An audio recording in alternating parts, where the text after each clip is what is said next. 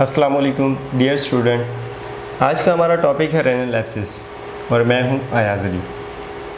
Renal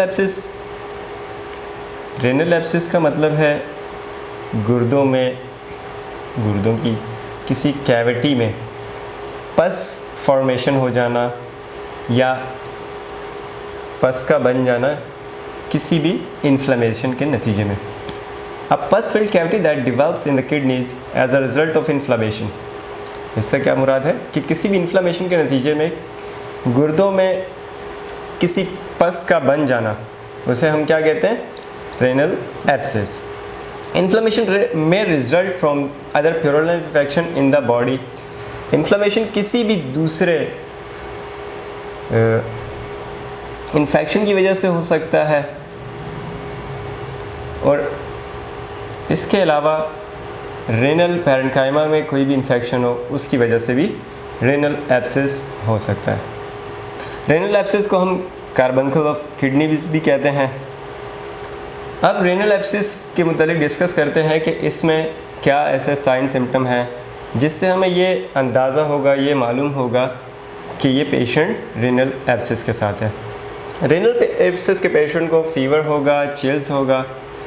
उसके अलावा at the place of kidneys, जहाँ पर किडनी प्लेसमेंट होती है वहाँ पर उसको टेंडरनेस होगी, एब्डोमिनल पेन होगा, बैक पेन होगा, ब्लड इन द यूरिन हो सकता है, पस इन द यूरिन हो सकता है, क्योंकि जैसा कि आप जानते हैं किडनीज़ का काम यूरिन बनाना है, पेशाब को एक्सक्रीट आउट करना है।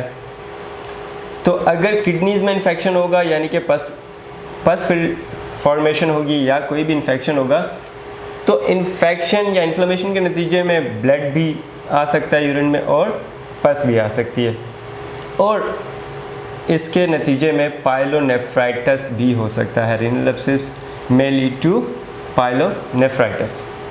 इसके कॉजेज़ क्या हैं? कॉजेज़ में चंद बैक्टीरियाज हैं, स्टेफिलोकोकस ऑरियस वगैरह। उसके अलावा कोई भी किडनी इंजरीज़ है, इकोलाई से हो सकता है ये।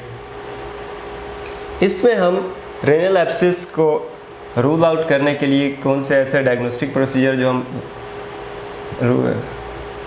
परफॉर्म करते हैं, अल्ट्रासाउंड करते हैं हम, जिसमें एक हाइपो इकोइक एरिया जो कि हमें नज़र आता है जो कि एब्सिस की अलामत है। उसके अलावा अगर हम ब्लड टेस्ट वगैरह करते हैं उसमें हमें WBC का एलिवेशन नज़र आता है जो कि किसी भी इन्फ्लेमेशन या इन्फेक्शन को डिनोट करता है।